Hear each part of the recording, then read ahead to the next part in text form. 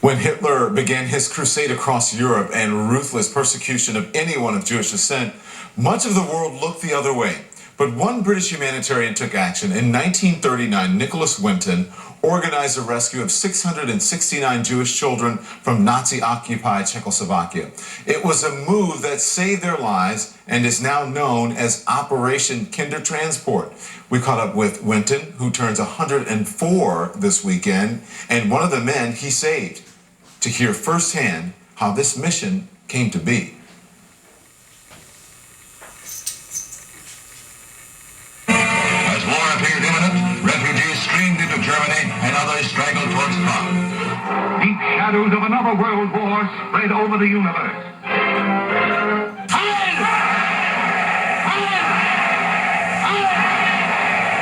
I remember his voice roaring on the radio. Germans just got closer and closer and closer. I mean, first he was in Germany, then he was in Austria, then he was in the border regions of Czechoslovakia, and then he was in my hometown. My name is George Schlesinger. Nicky Winton saved my life. When the crisis with Hitler arose, we knew, in a way, much more of what was happening in Germany, even with the government, because we were taking in relatives of ours who were refugees from Germany. They were the Jews, and those were the ones who were in danger. Nobody expected anything quite as final, as the final solution, as the Holocaust.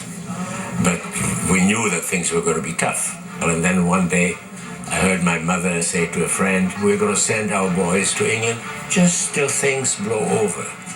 We've got these children who are in danger, and we're looking for a home to send them to safety. The number of children I could help depended entirely on the number of guarantors I could get. Somebody said they wanted to take a child. We just sent them some photos and asked them to choose one. All they had to do was to say yes, and they had one.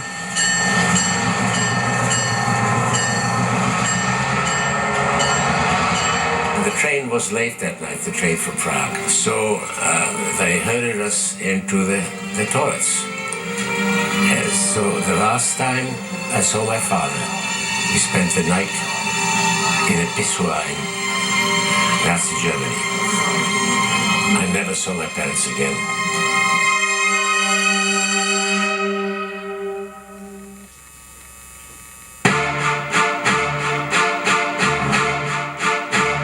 Then I was sent to this school for Czech refugees in Wales. Some of the children at that refugee school were also on those transports. We were each other's family. We didn't have parents, but we had each other. None of us knew anything about Nicky, about his role, until the late 80s. All of a sudden, this scrapbook surfaced. Nicky's wife found this suitcase when she was cleaning up the attic, opened it up, and there were these names of children and letters from parents asking Nicky to send their children to England. At the time, he wasn't aware that he was saving lives. But of course he did save lives. We would have all been dead.